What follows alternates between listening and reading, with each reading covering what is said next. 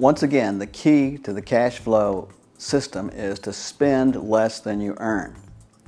That means that you can either earn more or spend less, but that's really all you have. Spend less than you earn. It's the secret to success, to developing a cash flow engine.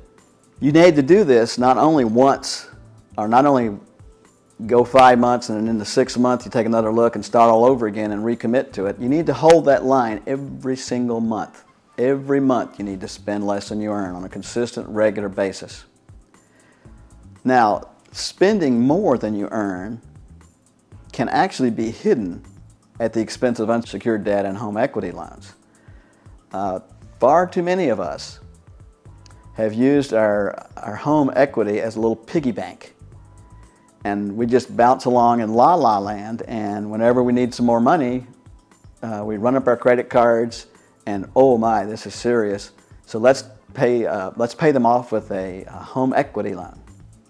So what you do is you say, well, you know, sounds like a good idea. Now we can take some interest that we can't deduct, and by putting it in a home equity loan, we can all of a sudden deduct it off our taxes. And gee, this is really a great idea. So you go out and you get a home equity loan, and now your credit card balances are zero again.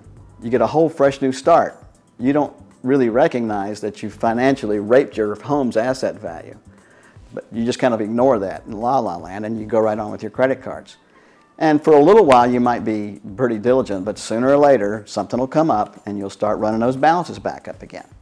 And you're going to do that over and over again in the times when housing values continue to climb. But you're pretty much at the end of your rope now, because housing values are flat, if not going down slightly, and underwriting standards are really tough for home equity loans. So you're not going to have that as an option anymore. But that is an option where you are doomed to failure, because you can look really cool for a while, and at some point you got to pay the piper. And for our United States government, and for a lot of us right now, it's time to pay the piper.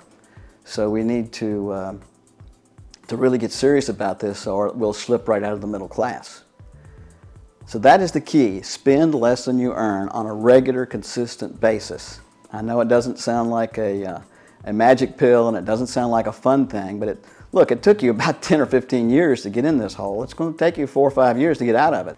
Let's just work together to get out of it. Get this newsletter every 2 weeks to give you some additional encouragement, and together we can develop that cash flow engine, and we can get rid of that consumer debt and get back on the right side of the snowball and start pushing it instead of running from it, and develop some income producing assets.